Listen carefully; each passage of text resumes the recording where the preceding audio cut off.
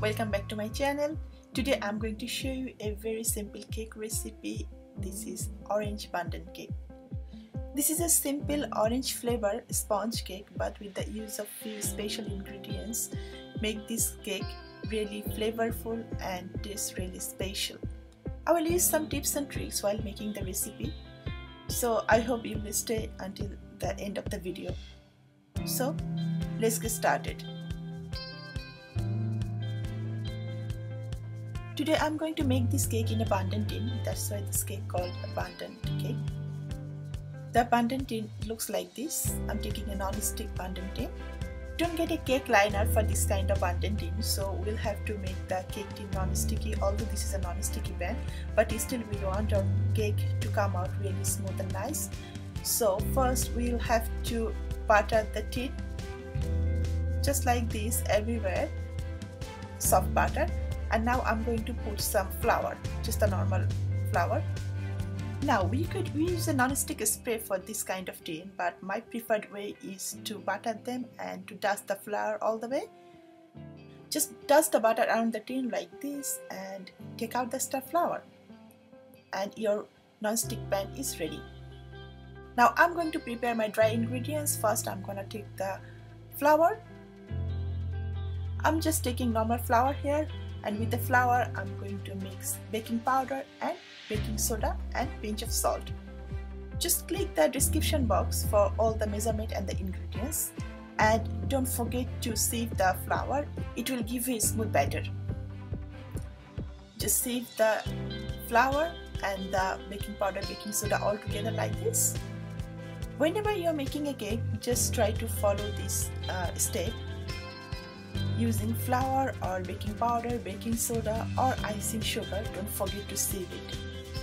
Otherwise you will have clumps in the batter. Just sieve it well, whisk it and put it in a side. Now we are going to prepare our other ingredients. I'm taking some sugar here, and now I'm going to take some zest of the orange or Malta, whatever you want. Just grate them in a grater. Make sure you grate them lightly. Do not grate the white part, otherwise your cake tastes a little bitter because the white part has the bitterness of the orange. Just grate them lightly like this. I'm taking around 2 tablespoons of oranges that I have made before. I'm just mixing it with the sugar, and I'm also taking some lemon zest, just the way I prepared the orange zest. Just mixing it with the sugar. Now what I need to do, just to mix well, because the zest has some crumbs in it, and also if you mix it, the sugar will absorb the moisture from the zest and will also help to infuse the flavor of the lemon and orange. Now I'm going to add some butter in it. The butter must be in room temperature. Always remember, whenever you are making a cake, the butter or eggs, everything should be in room temperature, and the butter should be soft. Here I am using a hand mixer. You can also use a stand mixer or whisk them with the hand whisk, but obviously this will take a little longer. Just mix them well until the butter and sugar mix properly and you get a smooth and fluffy texture. Now with this I'm going to add some freshly squeezed orange juice. You can also use store-bought orange juice or whatever available, and some lemon juice as well. Just mix them for a few minutes more. You keep mixing them until all the ingredients are properly incorporated. When everything is mixed together and the butter looks a bit pale, then I'm going to add eggs with it. Now I'm going to add 6 eggs altogether, but I'm not going to mix them all at the same time, just 1 egg at a time. Just mix them slightly and then add another one. Add 1 egg, a little mix, then add 1 and then little mix. But remember, do not over mix it. I'm going to add some vanilla extract at this point. Now try to use vanilla extract as I'm showing you. It's written like this. The vanilla flavor has only artificial flavor, not the real flavor, but extract has the real flavor. So try to use this, and anyone who is trying to avoid alcohol, just try to check this out before you are buying, because most of the extract has 30% alcohol. Now I'm going to mix the dry ingredients with the wet ingredients and mix it in very low speed. Add the flour mixer little at a time, divided into 3 portions, and then add them together. Mix them at a very low speed, and remember, do not over mix them at this point. It's just pretty simple now. Just mix everything together and just scrape the side with the spatula, just to make sure everything is well combined.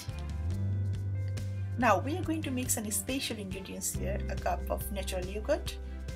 The reason I'm adding yogurt here, the yogurt will keep the cake really moist and it will give you a tangy flavor.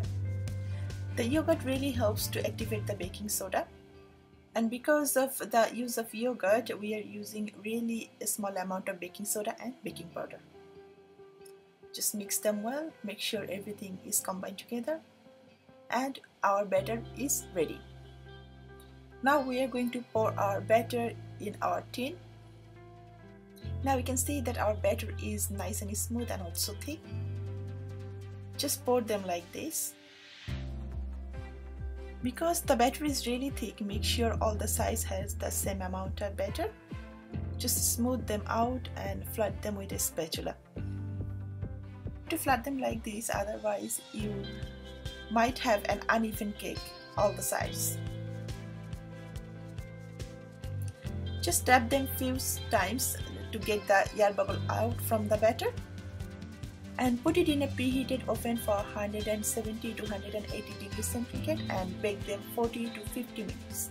Baking time can be different, depends on the temperature of the oven, and just make sure you check them after 30 to 35 minutes using a toothpick, and when the toothpick comes out clean, that means your cake is ready.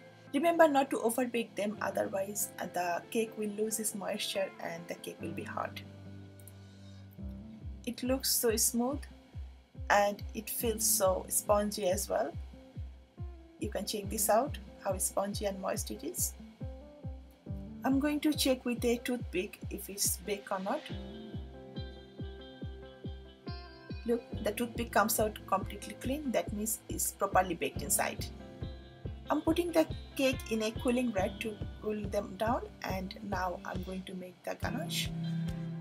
Chocolate and orange are always a perfect match for each other, so I'm going to put a chocolate ganache in it today. So I'm taking here 1 cup of chocolate. With that, I'm going to add half a cup of heavy cream and microwave them for a minute. Do not microwave them for too long, just make it warm and you see the chocolate starts melting. So it's perfect for mixing the chocolate with the cream. Keep mixing them and you can see the chocolate is melting, and slowly it gets this kind of texture and color. Now it's time to pour our chocolate ganache on our cake. The cake is almost cool now, and now I'm going to pour over the cake. Pour them slowly over the cake, make sure all the edges has enough chocolate. This silky, smooth chocolate ganache will take your cake to a whole new level. You will love your cake more when you try this with the chocolate ganache. Just leave the cake for an hour to set the chocolate glaze, and your cake is ready to slice up.